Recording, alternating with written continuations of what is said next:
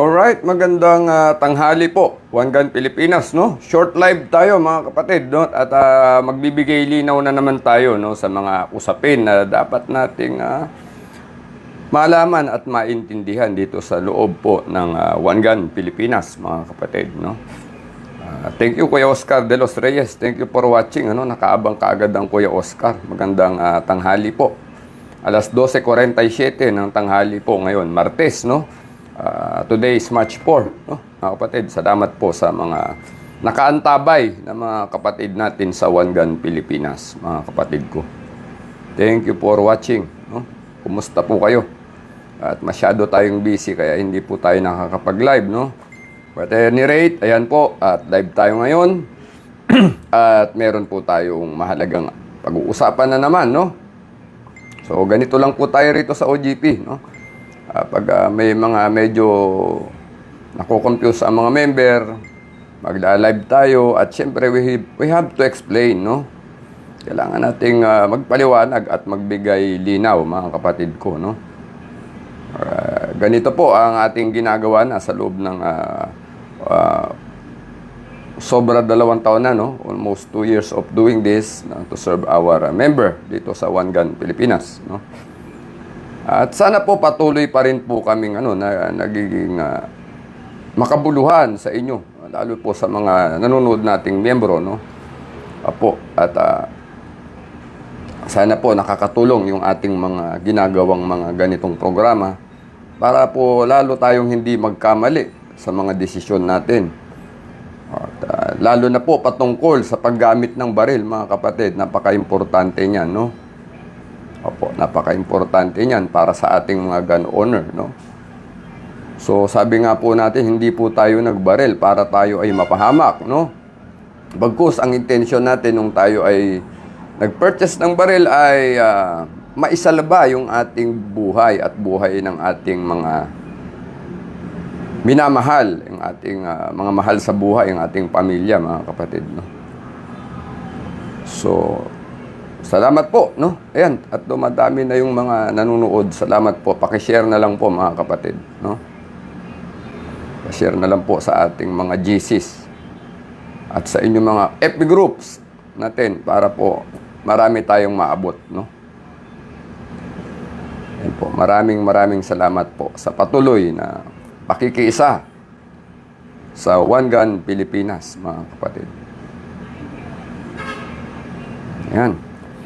Si Sir PMA, always watching, sir, watching while on duty po, sir. Member po OGP from NCR 2. Ayan. Sir Michael Domingo from Isabela, no? Sir Oscar de los Reyes, Sir Jessel Carion at ang ating Aldrin Hara Umandam ng Philippine Marine Reserve at member ng Team Alpha, Sir Aldrin. Magandang tanghali po, no, sa inyo. Thank you very much for tuning in, mga kapatid, no? Ayan. So, paki-share lang po bago tayo magsimula, mga kapatid ko, no? At magtataka kayo, tanghaling tapat tayo nag-live, ano? Meron pong kaunting discussion dun sa ating FB group. At marami pong nag-PM, gustong malaman kung ano ba ang opinion natin dito, no? Anyway, yung atin pong for the past 2 years already, pinapaliwanag na po namin paulit-ulit yung kahalagahan po ng elemento ng self-defense, no? For so many po na yan, i-live natin, paulit-ulit nating itinuturo naman yan, mga kapatid, no? So, at again, siyempre, dahil paulit-ulit din na naitatanong, sa abot ng ating makakaya, mga kapatid, sinusubukan nating sagutin yan, no? At magbigay linaw naman, no? Opo, napakahalaga po sa isang katulad natin na nasa advokasya na maipaliwanag kung ano ang ating stand at ang ano yung ating paniniwala bilang mga responsible gun owner. At bilang OGP, kung ano yung ating pananaw, no, sa mga sitwasyon, mga pangyayari, insidente. Pero siyempre, hindi po yan personal opinion natin. Yan po ay may pinagbabasehan, no? Opo. Tayo po ay nakaangkla, no? Nakaangkor tayo dun sa kung ano yung sinasabi ng batas, no? At ano ang mga importanteng bagay na bukod sa ito'y nakaangkla sa batas, yung mga importanteng bagay na dapat nating malaman na sa tingin natin, mga kapatid, ay maglalayo naman sa atin sa kapahamakan. So, dito sa One Gun Pilipinas, it is a combination of our legal knowledge, our decision making, di ba? Yung ano ba yung nangyayari sa ground, no? Ibig sabihin yung nangyayari sa totoong senaryo, no? Yun po yung gusto naming sana na maipaunawa sa mga kasama natin at mga kapatid natin dito sa OGP. And disclaimer mga kapatid, ito po ay kami po dito sa One Gun Pilipinas, lagi nating pinapaliwanag. We are concerned about our member only, no? Hindi po tayo nagre-representa ng buong komunidad kasi po napakalaki niyan mga kapatid at hindi po natin yan sakop. Ang ating ano lang po ay concern yung ating mga member sa OGP mga kapatid. So, sana maliwanag po ito mga kapatid ha. Ayan ay disclaimer natin. At ako po, ang opinion ko naman po rin bilang isang kawani ng Bureau of Jail Management and Penology. It is not the opinion of my agency, no? Hindi po yan ng opinion ng BJMP. Yan po ay aking personal opinion. Yan po ay sinasabi ko in accordance to my personal knowledge, not hindi po involving my agency as jail officer, as BJMP employee, no? As government employee. Hindi po ganoon mga kapatid. So, maliwanag po mga kapatid, no? Maliwanag ito. Po. Good afternoon po, sabi ni Sir Joel Barameda na ito ay One Gun Pilipinas NCR to si Sir, if I'm not mistaken, no? Hindi tayo nagkakamali mga kapatid. So sana maganda po yung paki-comment kung maganda po yung dating ng ating audio, mga kapatid, no. Sana walang problema yung ating audio, no. Sana po maayos ang dating ng ating audio, mga kapatid, no. Yan, meron na tayong 24 na viewers. Thank you for watching po, no. Salamat po mga kapatid. Yan. At syempre, bago tayo magsimula, magpasalamat tayo sa ating mga partners, no, dito sa One Gun Pilipinas, no. Syempre, nandiyan po ang Lock and Load Philippines, no. Andiyan po ang Reloaders Gun and Ammo Trading ni Kuya Ronelio Tarok, Lock and Load Philippines ng ating Ma'am Pam Uyami, no. Yan, maraming salamat po. At of course, kasama rin natin ang Armscore, no? Ang Sienas event place ni Boss JDM ng Antipolo Rizal, no? Ang Jacketer Holster, ang Hiraya Eco Leisure Park sa Aguilar, Pangasinan, ang Jetro International, The Gun Store, at saka ang El Pibles Guns and Ammo ni Ma'am Libet Pible, ang Team Cats ng Sir Jun Catalan at Ma'am Maria Joana Catalan, no? Ang Spike Tactical ni Sir Spike Morales from Cebu, no? At kasama din natin ang Lucas Tactics, no? At of course, ang RS Layton Trading Incorporated, no? Producer po ito ng mga world class, no? Top of the line Kevlar helmets at vests, no? And plates, no? For our protection. Sabi nga ng RS Layton Trading Incorporated, we protect the people that protects you. Yan, mga kapatid, no? Ngayon lang daw nakasabay si Sir Gerard Banikid sa live dahil busy. Yan, opo. At alam nyo naman, siyempre, may mga kanya-kanya tayong pinagkakaabalahan sa buhay. Hindi puro OGP lang, ano? Siyempre po. Sir, correct, have a blessed afternoon. Mabuhay ka, sir. Mabuhay OGP. Mabuhay tayong lahat. OGP Bicol Chapter. Yan, Sir Ronaldo Kidip. Magandang hapon po sa inyo. Magandang tanghali. Opo. So, yun. Mga kapatid, no? Bakit tayo nag-live ng ganitong oras, no? Napaka, nito, hindi to yung madalas nating oras ng pagla-live. Pero sometimes we do it kasi nga, kapag there are, may questions arise from postings or ganito na sa tingin natin ay dapat pag-usapan, ayan, nagla-live tayo para magbigay linaw, mga kapatid, no? So, yan naman talaga ang trabaho ng OGP. Sabi ko nga po kanina, no, hangga't maaari, makapag-ano tayo, bigay linaw tayo sa ating mga kapatid, no? So, mawala yung mga agam-agam, yung mga magugulo nating pag-iisip, confusion. Sometimes, alam nyo, confusion is normal, no? Pag may napanood tayo, may nabasa tayo, at kailangan lang nating ano po, no, paano ba natin ito itatagalog, yung i-digest, no? Kailangan nating tunawin lang, no, na mahimay, mga kapatid. Himayin natin, ano? So, there was a posting, no, wag na nating banggitin, no, nandoon naman sa FB group, no, na pag tinutukan daw tayo, pag hindi daw tinutok at binunutan tayo ng baril at tayo ay binagbantaan na tayo ay papatayin, wag na raw natin hintaying itutok, no? Dahil tayo daw ay baka maunahan, no? So, meron din nagsabi doon na, sabi niya, Sir Corik, sabi niya, medyo, no, ito basahin na lang natin, ano, mga kapatid, at let us read it sa words mismo ng ating membro, no? Ang sabi niya ay ito, no? Teka lang, ha, mga kapatid, no? Minsan po, napakadaling magsalita, no? Sa totoo lang po, napakadaling Sabi niya, no, ni Corixman, it's bitter daw, no? Baka it's better na. It's better na lang siguro himas rehas kaysa nabaon sa ilalim ng lupa. Hehehe, sabi nung tao, no? Ayaw ko na pong babanggitin yung pangalan, no? That's enough, no? Na yun yung comment niya, no? So, ang sinagot ko naman po ay sabi ko sa kanya, kaya lagi natin ipinapaalala ang Article 11 ng Revised Penal Code. Yan po yung tatlong elemento ng self-defense. Upang tayo ay magkaroon ng tamang pasya kung tayo ay malagay sa isang sitwasyon, no? Sabi ko po dito, at tayo po ay nagtuturo din ng de-escalation at verbal containment upang makaiwas sa engagement. Kaya nagtuturo rin tayo ng skills at pagpapahalaga sa shot placement para may engagement tayo. Kaya natin patunayan sa hukuman na ito ay purely self-defense, mga kapatid, no? So, yun po yung ating isinagot, no? Opo,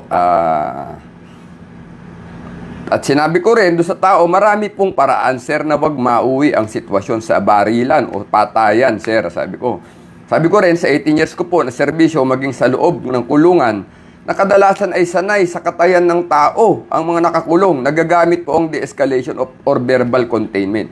Hindi po lahat ng pagkakataon, dahas agad ang gagamitin natin, sir, sabi ko.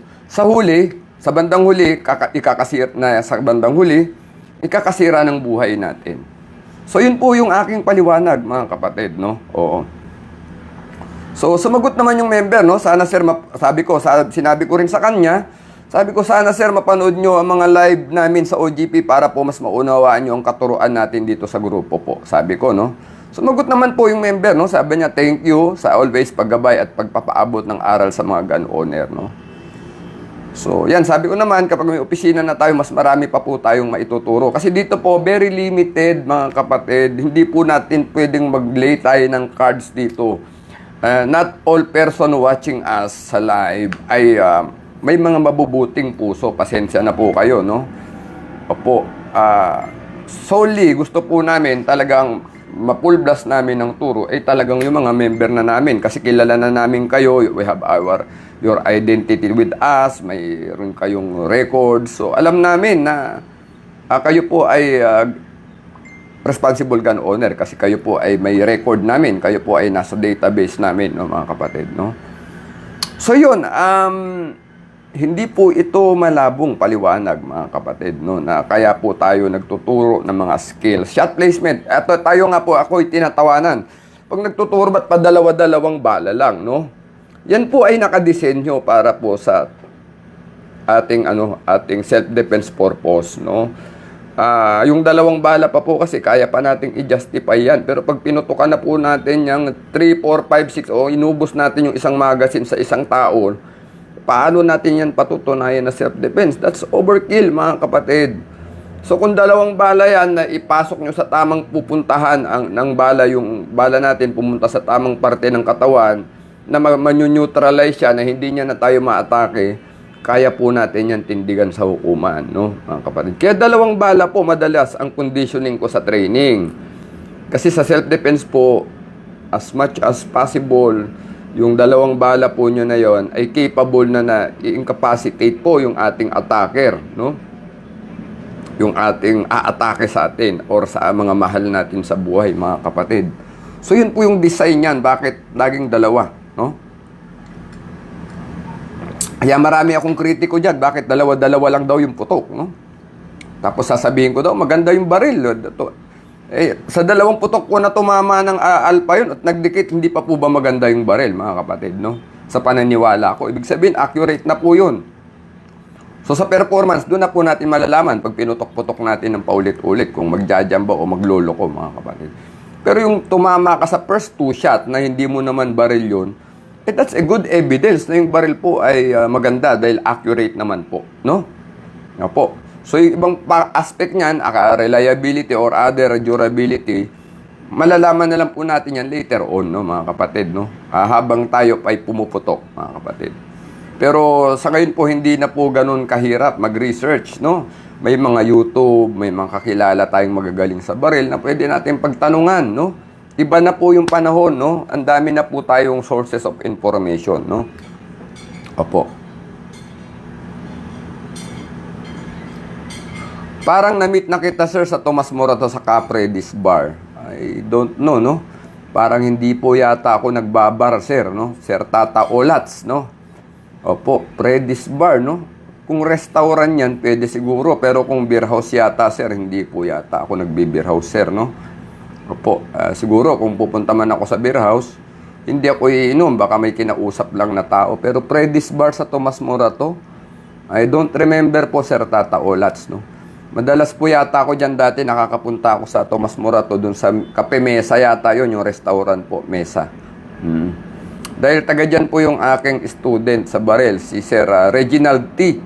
No? Si Sir Reginald T po ay isa sa executive ito ng GB Shoes sa Marikina, Sir Tata Olats. No? Opo. Until now, kaibigan ko pa rin ang Sir Reginald T. Siya nga pala, salamat po sa GB Shoes. No? At na-sponsoran po tayo ng tactical boots nila at saka yung wet look po na ginagamit ko sa uniform. Thank you very much, Sir Reginald T. at saka sa company president po ng GB Shoes. No? Salamat po. So yun, that's the reason why we are teaching shot placement. No? We develop the confidence of a shooter. No? Yung confidence po kasi that would, pag may confidence po kayo, doon po kasi yung presence of mind nyo kahit po magulo na po yung senaryo, no? Yung situation, no? Sir Spike Morales ng Cebu, magandang tanghali po. Thank you for watching po sa mga kapatid natin sa Cebu. Ako po hindi rito, hindi po ako nagsasalita dito na ito'y opinion lang, mga kapatid. With my 18 years in the service, alam niyo po, sa kulungan, hindi po maiiwasan yung kaguluhan dyan, no? Opo. So many experience na pinagdaanan ko, aabot na po sana dun sa no? Talagang sabi nga natin, magkakatayan na, magpapatayan na, no? Pero bakit po natin nape-prevent? Bakit natin siya nape-prevent? That's the power of communication, mga kapatid, no? Yun yung papaano natin i-settle down, i-cool down yung mga tao, yung mga emotion, pababain po yung mga kanilang mga damdamin, no? Tsaka yung mga init ng ulo nila, no? It's very, hindi po ganun kadali, mga kapatid, sa totoo lang. Pero I myself, mga kapatid, nagamit ko po yan sa kulungan, no? I started mula Nabotas, I went to Parañaque City Jail, I went to Quezon City Jail, to Manila City Jail, no? So, most of the malalaking kulungan po ito, no? I went to Bucor, Bureau of Correction, way back 2019, no? I was then assigned sa Bucor po sa Reception and Diagnostic Center po as Assistant Director for RDC and DRD, no? Yan po, hindi ako nagsisinungaling, mga kapatid. Pwede niyo pong i-google, no? Ayan, 2019 po ako po, Enrico D. Velasquez, i-google nyo. Ako po ay naging Deputy Director po ng RDC-DRD ng Bureau of Correction way back 2019, no? So sa 18 years ko po na ito, mga kapatid, assigning from different jails here in Metro Manila, no, in NCR, marami na pong pagkakataon na nagamit ko po yung de-escalation and verbal containment na yan, no? So, kaya po kanina sinagot ko yung member natin, nasabi ko, there is, marami pong paraan para hindi tayo umabot sa engagement, no? Kaya nga po tayo ay nag-create ng formula rito. Ano bang sabi natin, no? Assess and evaluate plus verbal containment / de-escalation equals zero engagement. That is based on my experience, mga kapatid. Based on my experience po yan. At marami tayong member dito sa OGP, yung mga turo natin, ginawa na po nila, mga kapatid. Take note po, ginawa po na nila. Ang isa po sa magandang insidente rito na nagawa nila yung ating formula na yan, ay Sir Miko Cruz po ng One Gun Pilipinas Rizal. Yung iba po kasi hindi recorded, na i-share lang sa atin yung story, no? Pero yung kay Miko Cruz po, Miko Cruz, nakinig po kasi ang bata. Ang sabi natin noong araw, bumili kayo ng CCTV na merong audio, no? So kung magkakaroon ng palitan ng words, ng salitaan, naririnig po ang boses ninyo, no? So that is safe, no? Safe po 'yon. Ibig sabihin, doon pa lang malalaman kung kanino galing ang provocation, mga kapatid. Sa palitan pa lang ng salita. At sa maraming pagkakataon po, itinuro na namin, mga kapatid, por Diyos por Santo po. Marami na po kaming live dito sa self-defense, no? At ito po, nagamit ng mga member natin several instances, several occasions. Like for instance, pinaka-the best po itong kay Miko Cruz. Dahil maririnig nyo yung sinasabi ng member natin na umuwi ka na. Alam niya, pero nakatutok ang baril at gunpoint, may itak po yung tao. Pwede na pong barilin ng kasapatid natin, no? Yung taong nag-aamok at may dalang itak. Bakit hindi po niya ginawa, mga kapatid, no? Bakit hindi niya ginawa?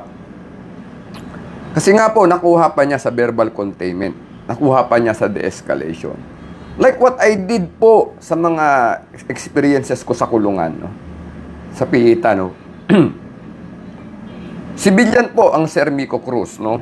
Huwag mo niyo pong baka sabihin, hindi sir, leya ka, train ka dyan eh. I don't believe so, mga kapatid. Kasi marami na tayong member na gamit nila. It is a matter of how we going to apply it in real situation, mga kapatid. So, that is a matter of how we are going to apply that in real situation or real scenarios, mga kapatid. Presence of mind, no? At don't get emotional. Pag nasa ganito pong sitwasyon kayo, lagi nga namin pinag-uusapan, nabi ko nga kay AJ, when emotion is high, intelligence is low, mga kapatid. Hindi po kayo makakapag-isip ng tama pag sumabay po kayo sa pagtaas ng emosyon. Maliwanag yan, mga kapatid, no? Maliwanag po yan. At wala naman sigurong debate sa atin dyan, no? Pag alam nyo po, yan po ay katotohanan, no? Pag tayo po ay nagiging marahas at maging emosyonal, hindi po tayo nakakapag-isip ng tama, mga kapatid. Sana po, naintindihan nyo kami, no? Sana po. Now, going back, no? Ang sabi dun sa live, sabi dun sa video ay, wag mo nang hintayin na iangat yung baril, no? Para itutok sa'yo, bago ka hindi umaksyon, no, mga kapatid.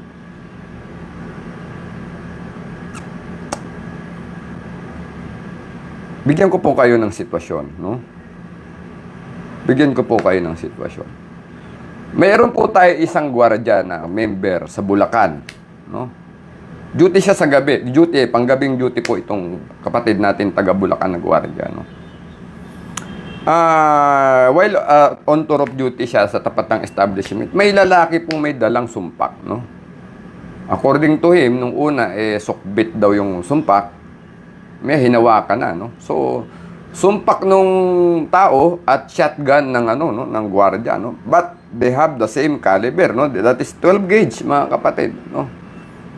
Magkaiba lang ng forma, pero that is both chambered ng 12 gauge ammunition ng shotgun. So dumaan po dun sa harapan nila yung mama, no? Na galit, nagmumura, may hinahanap daw pong tao. So, yung member natin, kumbaga, siyempre, initial reaction, sabi niyan, may load yung shotgun niya, no? At may hawak na, na sumpak itong tao, itong galit na galit na may parang hinahanap daw, no? So, pati sila, minura, mga kapatid, no? Pini-ay sila. Kasama rin siyang isang gwardiya. Pini-ay silang dalawa. So, sabi nung member natin, sir, sa totoo lang, gusto ko nang putukan. Kasi baka mamaya, itutok sa amin yung, yung sumpa. So yan, pasensya na kayo, naglolo ko yung signal, no? Come on. Hey, why? Excuse me po, no? Naglalambing yung aking baby, no? Magandang po. So, I'm gonna live now. Yeah, later, after that, it's just a moment, okay? Alright? Okay, so, yun. I'm going to do a part 2 of my gadget. Yeah. For a while. Mamayang gabi na, anak, ha? Das daddy's making live, okay? Watch ka muna ng TV, alright? Pasensya na po, no? So, yun, naputol tayo, no? So, ibig ko sabihin po, sabi niya, sir, sa totoo lang, feeling ko delikado na yung buhay namin, no? Kasi nga, siyempre, may sumpak na. At saka same caliber na po yun, mga kapatid. It's either it's a real shotgun or it's a makeshift sumpak, homemade gun. They have the same caliber, no? Delikado po, no? And anong ginawa po ng member natin? Sabi niya, sir, naalala ko yung sinasabi niyong verbal containment, no? De-escalate.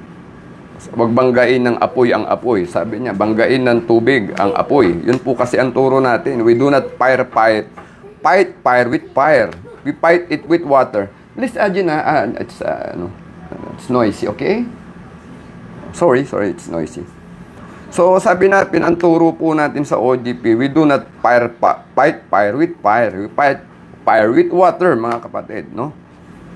So, yun po, kinausap ng maayos nung ating kapatid na security guard, no? From Bulacan. Sabi niya, sir, wala po dito yung pasensya na po kayo. Wala po dito yung hinahanap ninyo, no? So, at ganon, nagbaba ng salita. So, umalis na po yung yung mama na parang walang nangyari, mga kapatid. So, that is the time na tumawag na lang po ng police yung mga security guard natin. So, good story to tell, wala pong nangyaring engagement. So, mahirap po bang gawin, mga kapatid? Hindi po mahirap, mga kapatid. It's a matter of how we going to handle a particular situation. At wag po tayong maging emotional, wag tayong sumabay dun sa heat of the moment, kung tawagin natin yung init ng sitwasyon. Wag nating sabayan yan. Kaya nga again, we should fight fire with water, not fire, no? Talagang magliliyab po kayo pag pinagsalubong nyo yung dalawang apoy, mga kapatid. Maliwanag po sana, mga kapatid, no? Maliwanag po sana ito. Same thing with Sir Miko Cruz, no? Nakatutok at ng baril at gunpoint, may itakang tao. He has all the means to shoot the guy, no? Kung titignan nyo po, malapit na, pwede na siyang mataga. Pero nakuha pa rin ng Sir Miko Cruz. Yung yung paraan na ito po ay hindi aabot sa patayan, sa katayan ng tao, no? At very commendable po yung yung act ni Sir Miko Cruz. Kapapanganak po ng asawa niya, no? Opo. Alam niyo po, siyempre, pag nanganak po ang asawa niyo, may malaking gastos yan, mga kapatid, no? At siyempre, instead of nanganak ang asawa mo, mag-paternity leave ka, mag-alaga ka ng anak mo, tulungan mo ang asawa mo. Eh kung may kaso pa, no, mag-aabogado pa kayo, no? Ay another issue to na naman, no? Pero kagandahan po nung kay Sir Miko Cruz ay documented po, maganda po yung at lahat po ng tinuro natin, sinabi niya dun sa rinig po sa video, umuwi ka na. Ganito. Huwag kang lalapit. So there is verbal warning. Sabi niya umuwi ka na sa taong may itak. Ibig sabihin he's not really willing to engage, mga kapatid, no? So he's giving that opportunity po do sa taong may itak na wag pong lumaki pa yung situation, no? To diffuse the situation. So kung susugod po talaga yun sa kanya papalapit, na-exhaust na po na lahat ni Sir Miko Cruz yung kanyang effort not to end up with engagement, kahit siguro ako po, naniniwala ako pagdating sa piskalya po yun. Pag nakita ng piskal po yung video, I'm sure, madadrop and close po yun. Kasi that is ano po yun, purely self-defense. Dahil una pa lang, sinasabi na ng Miko Cruz, umuwi ka na, huwag kang lalapit, baka mabaril kita, baka mataga mo ko. So, he's not really into engagement. Ibig sabihin lang po. Kahit umabot pa po yan sa judge, kasi po documented yan, na talaga in-exhaust mo na lahat ng effort. At unang-una po, hindi ikaw ang unlawful aggressor, no? Opo, walang aggression on your part. Walang provocation on your part. Pumasok po yung tinatawag na complete self-defense, mga kapatid. Yung complete self-defense po. Kasi, kailangan po kumpleto yung tatlong elemento para po magamit natin ang defensang self-defense, mga kapatid. Kailangan po magamit natin yung nag-e-exist po.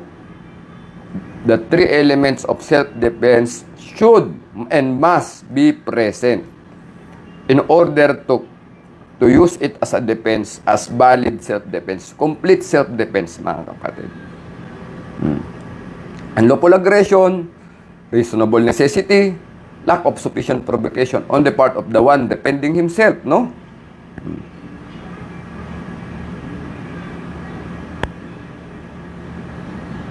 Sa maraming pagkakataon, ituro na po natin, no? Yes, sir, RJ Villasencio from BPI Makati. Magandang tanghali po, sir, no? So, kailangan po maging maingat tayo sa pagdidesisyon, mga kapatid.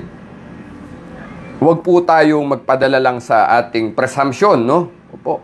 Ano ba yung tinatawag na presumption, no, mga kapatid, no? Presumption, tingnan natin sa definition, huwag tayong mag-define ng sarili lang natin, no? Meaning ng presumption, no? An idea that is taken to be true and often used as the basis for other ideas. Although it is not known for a certain. Yan po yung presumption, no? Pag inisip natin na kung hindi ko naman kontrolado yung utak niya, baka barilin ako niyan, no? Baka barilin ako niyan, baka patayin pa ako niyan. Hindi ko hawak yung utak niya. Alam ko ba kung kontrolado ko ba ang isip niya, baka mamaya barilin niya talaga ako nung binunot niya, baril niya, no? So, is that presumption po? Pakisagot po sa mga nanonood, presumption po ba yon, mga kapatid? Yung iisipin mo na pag binunutan ka, babariling ka na, presumption po ba ito, no? Pakisagot po, mga kapatid, baka may gusto pong sumagot sa inyo dito sa live, no? Opo, talaga bang ito po ay presumption, no? Presumption po ba yon, yung papatayin kita, Juan de la Cruz, binunot yung baril. Pero parang akmang babariling ka, pero binunot lang, no?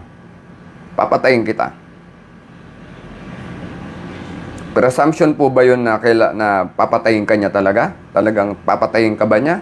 Alam ba natin kung papatayin niya tayo o hindi? May kasiguraduhan po ba?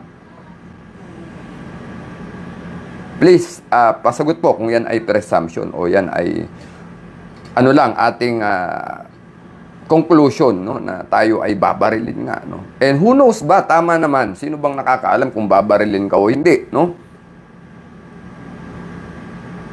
Pakisagot po, mga kapatid, no, kung huwag po kayo mag-alala at ito po, we are open to that, no? Maganda po 'yon, maganda pong tanong 'yon. Hindi ko naman kontrolado ang isip niya, no? Kung babarilin niya ako o hindi, no? Sana po, participate po kayo. Pwede po kayo mag-comment, mga kapatid. Wag po kayong matakot, wag kayong mahiya, no? Maganda po itong pinag-uusapan natin. Ito po ay makakatulong sa atin para lalong mapalawig pa natin itong topic ngayon. Opo. Ulitin ko po yung definition ng presumption, no? An idea that is taken to be true and often used as the basis for other ideas. Although it is not known for a certain, hindi to sigurado kung ano, kaya po presumption nga, mga kapatid. Ang tanong, lahat po ba ng nagbantang babarilin niya yung kausap niya o yung kaharap niya at bumunot ng baril, namamaril nga ba? At ang susunod na tanong, pwede ba talaga niya tayong barilin? Dahil nagbanta siya, pwede bang mangyari talaga? Sir, baka barilin talaga ako, sir. Kailangan ko talagang bunutan. Opo. Kailangan ko talagang barilin kasi binunutan na ako, sir. Hihintayin ko pa bang babarilin ako? Yan po yung argumento doon sa posting, no? Yan po yung argumento. Pakisagot po, mga kapatid. Meron po kayong gustong i-share, no, sa ating at about what is presumption, So parang walang gusto mag-comment, no, mga kapatid. Pwede naman po kayo mag-comment. Wag po kayo, wala pong mali at tamang sagot dito, mga sir, mga ma'am, no. Anuin natin muna na to, pag-usapan natin tong ano ba tong presumption na ito. At how sure are we nga na hindi naman tayo babarilin, no? At binunutan na nga tayo. Gaano ba tayo kasigurado nga? Hindi natin kontrolado yung isip ng tao, mga kapatid, no? Opo, ito ba ay presumption lang ba talaga to? O talagang may basis ba tayo na kapag hindi ka pa tinutukan, hindi ka dapat bumunot, no? Saan ba talaga nang gagaling ito? Admin Corix, no? Medyo mahirap sagutin, no? Siguro parang gano'n, ano? Sir Rodrigo Espinosa, please comment po down below. Ito, magaling si Sir Rodrigo. Alam ko matalino to si Sir, no? Sana may input, no? At paikutin natin itong topic, no? Opo. Presumption nga lang ba yun? Kailangan na tayo mag-react? Tama po, Sir Palalab Ebol. Tama po kayo. Kung ano'y lumalabas sa nguso ay siyang laman ng puso. Totoo po yan. Oo.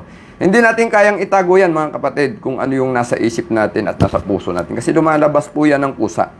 Tama po si Pastor Palalab. Thank you, Sir Pastor. Magandang tanghali po. So, yun po. Naku, wala na yatang gusto mag-participate. Huwag po kayo mahiya. Okay lang po kayo mag-comment, mga kapatid, kung ano po yung opinion nyo sa presumption. Dapat ba talagang bumunot agad, no? Ay mamaril agad tayo ng tao pag tayo ay binunutan na. So, yun yung tanong, no? Talagang... Oo.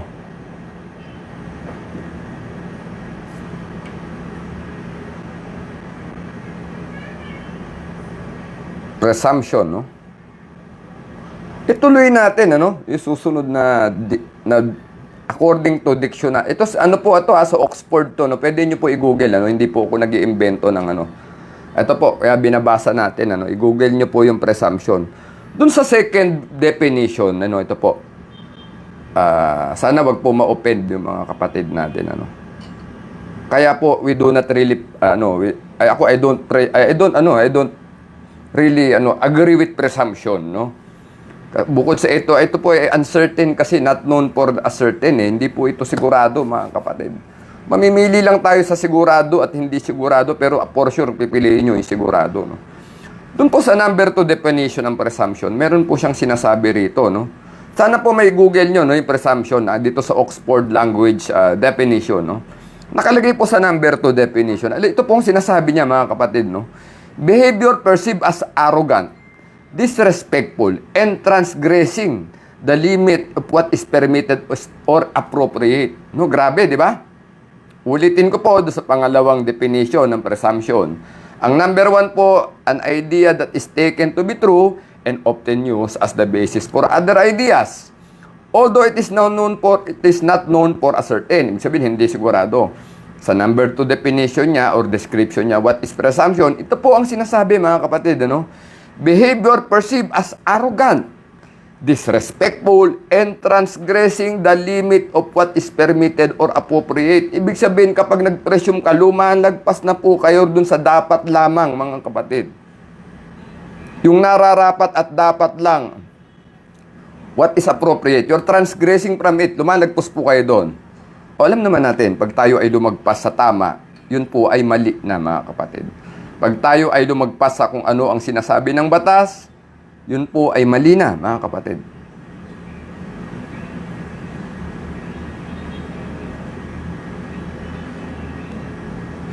Uulitin ko po, ang unang definition ng presumption, an idea that is taken to be true and often used as the basis for other ideas, although it is not known for certain. Hindi sigurado. The second definition, behavior perceived as arrogant, disrespectful, and transgressing the limit of what is permitted or appropriate. Maliwanag po ito, lumalagpas na po tayo doon sa nararapat lamang, no? So, transgressing the limits, no? So, when you use words that transgress, paglagpas na po yun doon sa isang bagay. Meaning, kung batas yan, lumalagpas po tayo sa sinasabi ng batas. So, kung lumalagpas tayo sa sinasabi ng batas, ito po ay paglabag sa batas, mga kapatid, no?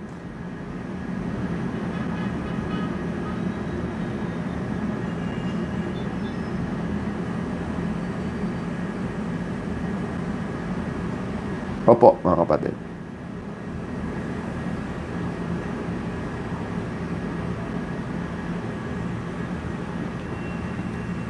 Yun po yun, no? Presumption, no, mga kapatid. Bong Sumalyo Bingko, Admin Corex, base sa experience noong sinabi niya, babarili niya, biglang bunot at binaril niya agad ang yung tao. May mga ganong situation po, no? May mga ganong situation po, kaya nga po tinatanong ko kayo kanina at buti sumagot kayo. Ganito po kasi, ang tao po kapag hindi po yan na-trigger, hindi po yan na basta-basta umakyat yung init ng ulo at hindi rin naman na hindi pa siya sumasabog. May pinatawag, may boiling point po rin kasi ang mga tao. Ito po yung yung punto na talagang sasabog siya. That's the time po na talagang mamamaril yan. Pero alam niyo po, kapag kayo po sa sitwasyon na yan, ay kahit di baril kayo at sir, pasensya na po kayo. Tinuro na namin ito before, mga kapatid. Eh kung kayo po ay talaga nakipagmurahan pa, babarilin po kayo niyan. Tinignan nyo ng masama, minura nyo, o kaya sinabi nyo, di mo naman kaya iputok yan. Doon po, madalas namamaril po yung tao pagbunot. Napahiya na, na-trigger na, nagpunta na po siya rin sa sagad na sitwasyon, yung boiling point niya, na-trigger na siya. I myself, mga kapatid, ito, Sir Bong Sumalyo, another experience of mine. Way back 2000, I think that was 2009 or 10, no? Opo. Nakasabay ko po yung may nakasabay ako diyan sa may Oroqueta Street, no?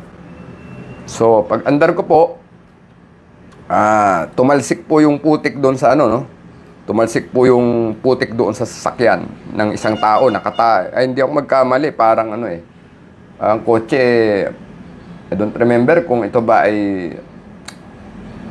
hindi sportibo, hindi crosswind, parang yung Toyota na bago dumating yung Innova, kasabay po nung mga adventure na sasakyan, kundi ako nagkamali. Tumalsik po yung putik, pag-andar ko, may lubak po na tumalsik yung putik sa Pagbukas po ng bintana ng sasakyan, minura po ako Nagpakilala pang pulis, no? Opo. PI ka. Hindi ka magdahan-dahan. Sabi siya. Tumalsik po yung putik doon sa pintuan ng ng kotse, no? Opo. Ano bang kotse ito? Yung parang pumalit po sa Tamaraw yan Opo. Nakalimutan ko yung pangalan ng Toyota na vehicle na ito. Opo. Opo. Tumalsik po, no? Minura po ako, tapos nagpakilala pa pong pulis, Piniyay ako Sabi ko, sir, pasensya na po kayo, hindi ko po sinasadya. Sir, pasensya na po, hindi po ako lalaban. Pero yung mama po, nagpakilalang pulis, pero hindi po mukhang pulis yung itsura, no? Opo, pero usually po, pag yung mga nambubuli sa kalsada, nagpapakilalang pulis, Kaya nga kawawa rin minsan yung mga tropa natin sa PNP, no? Yung mga tropa nating law enforcement. Kasi madalas nang nambubuli sa kalsada, nagpapakilala pong pulis, no? Opo. Opo. Yun po yung madalas na totoong nangyayari. Yan, Ribo. Tama, sir. Sir Eli. Toyota Ribo. Naka-Toyota Ribo. Ang kotse ko po nun, di po ko magkamali. Yung Kia Pride na LX po. Talagang ex-taxi pa yung kotse ko nun, mga kapatid, no? During that time, parang talaga nag-aral pa ako mag-drive noon. Kaya talagang yung coaching ginagamit ko, yung sobrang luma. Kasi sabi ko, no sir, Revo po. Sir Joel Barameda, Revo. Opo. Yung kotse ko po yung talagang ano po, no? Ex-taxi na ano po yun. Kia Pride LX po, yung may puwit na Kia. Yung may likuran po, ex-taxi. So, we don't know kung may baril yan o wala, no? At ako po may baril, no? Ang dala kong baril ko po noon yung aking 45, no? Pero hindi niya po nakikita kasi po, parang naka-jacket ako noon, nakabukas lang yung bintana eh. Pero yung 45 ko, ano po, actually hindi siya nakasukbit pala nung time na yun, nasa ilalim ng hita ko. Dati po kasi pag nagdadrive ako, ang ginagawa ko po, tinatakpan, ano yan, nakapantalon ako, tatakpan ko lang, nakapatong lang po sa hita, ilalim ng hita ko yung 45 ko, no. Pero kung mayabang tayo, baka ano po yun, ibang sitwasyon yung kalalabasan nun. Baka binunutan ko ng baril yun, or sabihin ko, pulis ka ba talaga? Doon na po magkakahiyaan mga kapatid eh.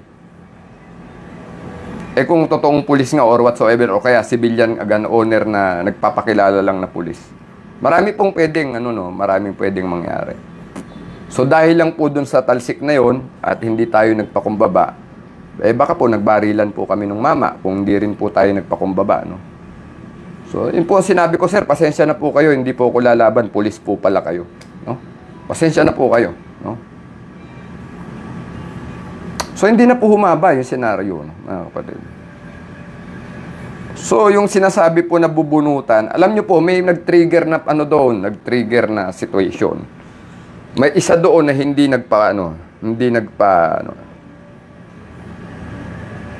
nagpaubaya, hindi umunawa, mga kapatid. Kaya umabot po doon sa tinatayan. Tama si Sir kanina, yung sukdulan, umabot doon.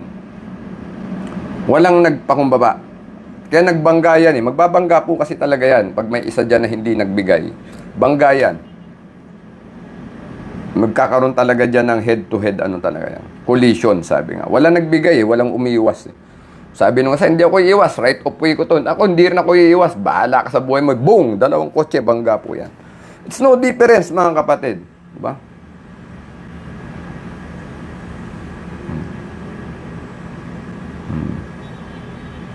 Saka sa batas may tinatawag the principle of the principle of last clear chance, no? Tawag nila. Last clear chance po, na ibig sabihin isa sa inyo dapat talaga yung iilag, pero walang umilag, bangga parehas, mga kapatid. So ego pa rin, mga kapatid. Yan po rin yan, mga kapatid, no? So hindi po ako naniniwala na wala pong paraan na makaiwas sa engagement. Kasi I myself, mga kapatid, sa kulungan mismo, mas matatapang po ang tao doon. Mas may mga napatunayan yan kaysa sa inyo, no? Kumatay ng alagad ng batas, kumakatay rin ng tao. Andun sa kulungan namin eh. Ang nabotas, may ganyan po akong incident, mga kapatid. During my time po, hindi pa halos puro nakakulong sa Nabotas City Jail nung time ko, puro mamamatay tao yan. Diba? Pero bakit po na-diffuse ang situation? Bakit po? Bakit po, mga kapatid? May mga bagay po na kaya nating kunin sa usapang popo. Bakit tayo tatayo? Yan po yung akin. Kaya yan po yung sineshare ko sa inyo, mga kapatid. At ako po, masaya ako dahil marami na tayong member na nagamit nila itong mga tinuturo natin. Nagamit nila ito. Lalo po itong kay Miko Cruz. It is one of the best incident po na nangyari na hindi umabot sa engagement. Kaya nga po, pag may office na tayo, isa po sa gagamitin naming visual, yung ating visual aid, yung lecture, yung video mismo ng Sir Miko Cruz. Hindi kasi namin pwedeng i-publish dito sa FB yun, no? So, gagamitin namin training tools yun sa mga lecture na talagang effective po yung ating de-escalation and verbal containment. At hindi lang ito pang leya, pwede po ito sa civilian. Depende po yan sa inyo kung paano nyo po i-apply. Kasi tinuturo naman namin kung paano, mga kapatid, no? Sana po maliwanag, mga kapatid, no? Opo, ayaw namin kayong mapahamak. Kaya nga po kami sasayang ng mga oras dito na nagtuturo, Siguro kung kakwentahin natin yung inubos ko rito na data sa pagla-live ay di ko na alam kung magkano, sir, ma'am, mga sir. Yung oras, panahon na inubos ko sa pagtuturo rito. Kami ng Admin AJ. For what purpose po? Maitama po yung inyong mga prinsipyo at ideya nang hindi po naman kayo mapahamak, mga kapatid, no? Yun po yun, mga kapatid. Yun po. Andyan po ang batas at atin pong iuunawain lamang at tignan natin yung mga totoong sitwasyon. Additional knowledge on application of techniques and methods, approaches, no? Mahirap po maging isang responsible gun owner kasi marami po kayong i-consider, no? Marami po. Pero pinasok niyo po ang gun ownership, mga kapatid. At dito po sa One Gun Pilipinas, yun po yung pinipilit naming i-cater sa inyo.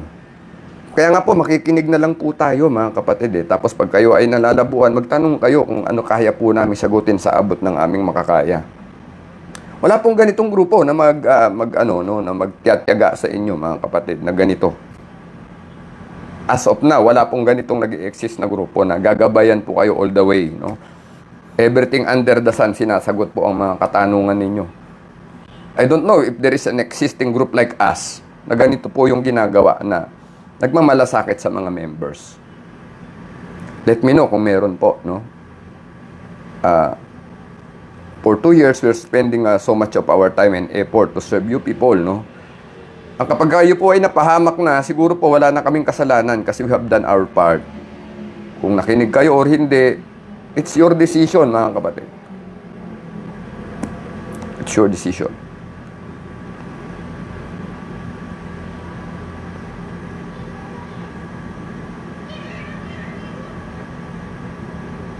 Yes, yan po yung sinasabi ko, Sir Bong. Pag sinabing bimunot na ng baril, sinabi mo, hindi mo kayang iputok yan.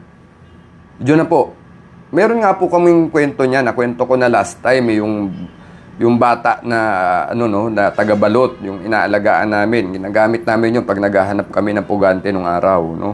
Binaril ng security guard doon sa balot tondo. Shotgun po, no? Sinatgun yan sa muka, no, ng security guard. Eh, ano ba naman sinabi ng bata? Sabi niya, hindi mo kayang putok yan, mamang guard. Pinutok po sa mukha niya, sabog po yung ulo ng bata. Kaya nung nilagay po sa kabaong, selyado po yung kabaong, warak po yung mukha ng bata eh. So ganun, no? Sandali lang po. Hello, Tol? Oo, Tol. Ang balita. Tol, call ako 5 minutes, Tol. Nakalive ako, Tol. Tol. So, pasensya na po, mga kapatid, at may tumawag lang. So, yun mga kapatid, no? Na-trigger eh. Biro mo, sabihin ba naman na di mo kayang putok yan, no? Pakasaka-saka pa dyan. Napahiya yung gwardiya, marami nakakita, marami nakarinig. Sabog po yung mukha ng bata, no? Shotgun, no?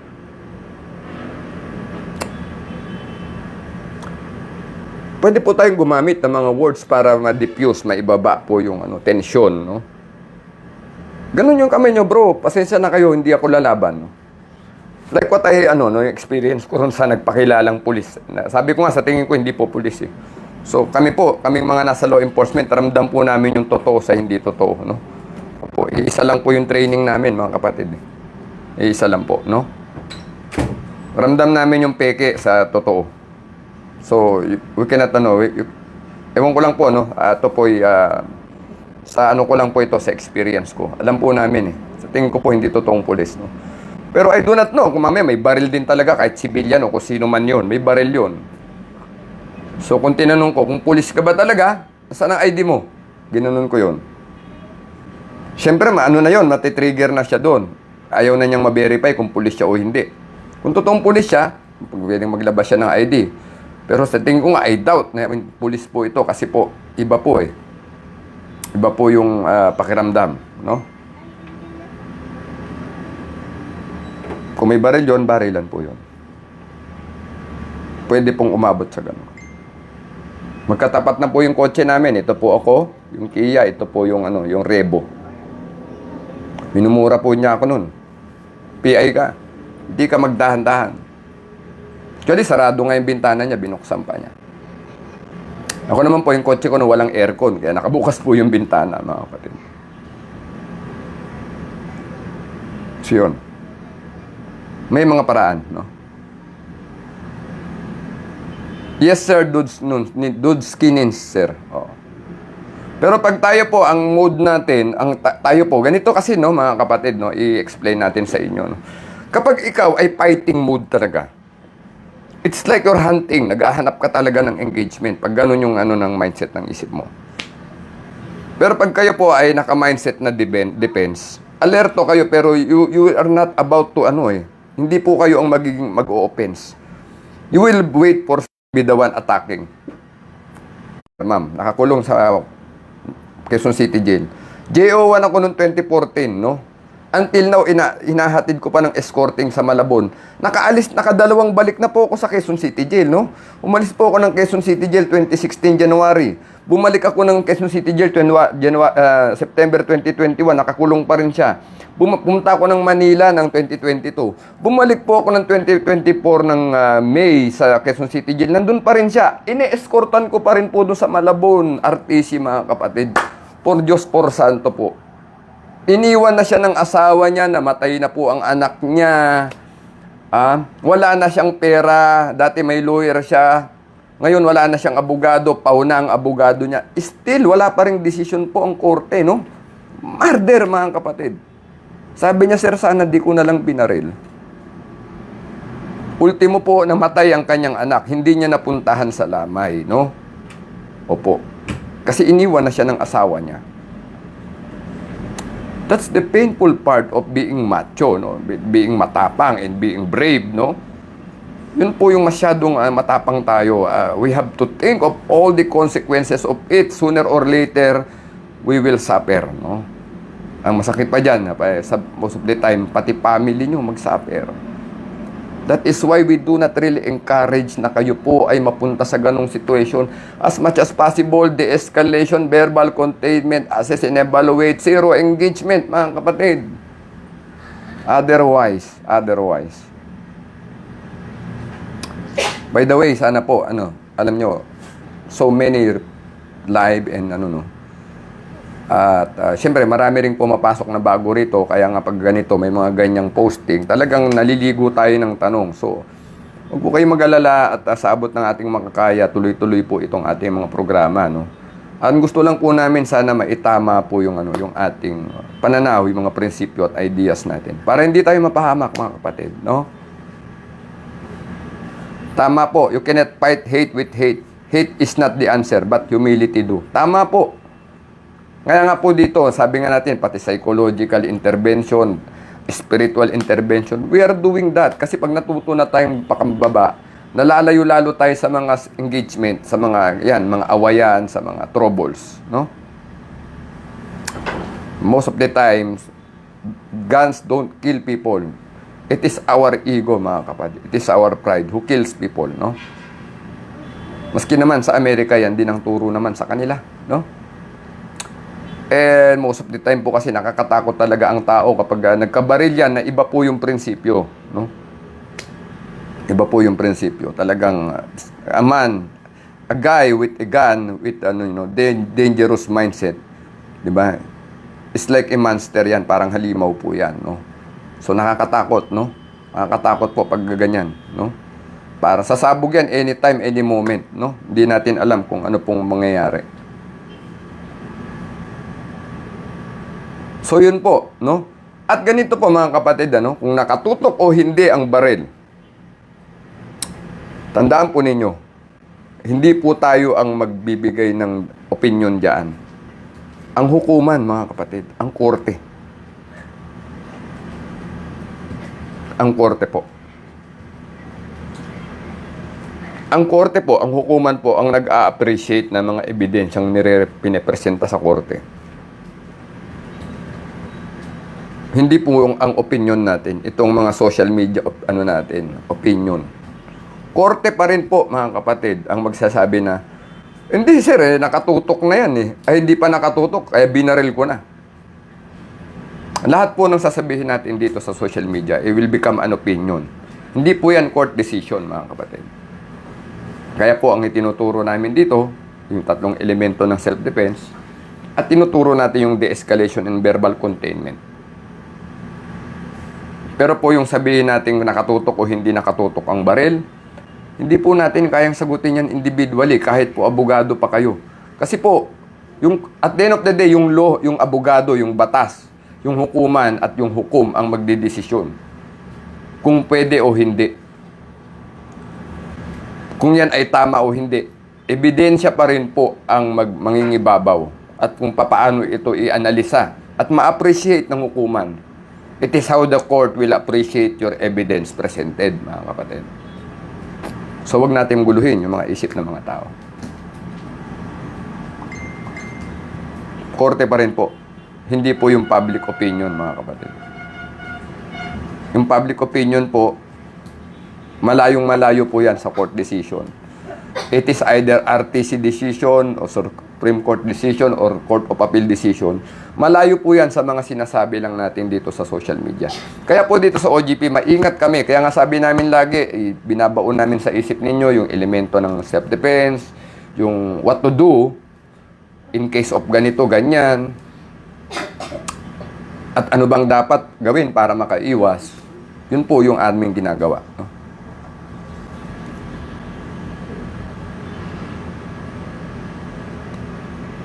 Opo, Sir Abigail Saludes. Marami pong paraan, Sir Abigail Saludes. Hindi lang po yan. Opo.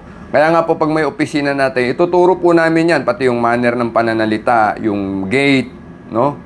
How to assess a person kung talagang engage ba siya o hindi. May mga telltale sign po yan, mga kapatid. We cannot say it. We cannot tell it dito sa live. Sabi ko nga po sa inyo, hindi lahat ng nanonood dito ay mabubuting tao. No? Open po ito, open ang ating FB group, yung ating live. So, pag nagturo po tayo sa office, that's the time po na ituturo namin yung mga dapat nyo pang matutunan, mga kapatid namin, na mga member sa One Gun Pilipinas, mga kapatid member sa One Gun Pilipinas. So, mga kapatid, sana po ulitin ko, it's not for us to make an opinion na sa tingin natin tama. Kapag nagkaroon po ng isang issue or kaso, tanging ang korte, hukuman lamang ang siyang makakapagbigay ng tamang desisyon. Kung nagkamali po ang lower court, ang RTC, pupunta sa Court of Appeal. Pag nagkamali pa rin doon, aakyat po yan ng Supreme Court. That is the time na masasabi natin, ito po yung sinasabi ng batas. Tandaan niyo po, ang Supreme Court decision will form part of the law of the land. Ang Supreme Court decision po, kapag ito ay nailabas na, kasama po ito na batas na dapat na maging basihan ng mga susunod pang kaso or precedent cases, no? Sana po maliwanag, mga kapatid. So, yun lamang po, mga kapatid, at mahaba-haba na yung ating live. I need to do something, mga kapatid. Magandang araw po sa inyong lahat. Sana po nakapagbigay linaw tayo. One Gun Pilipinas, together we care. To God be all the glory po. Mag-iingat tayo palagi.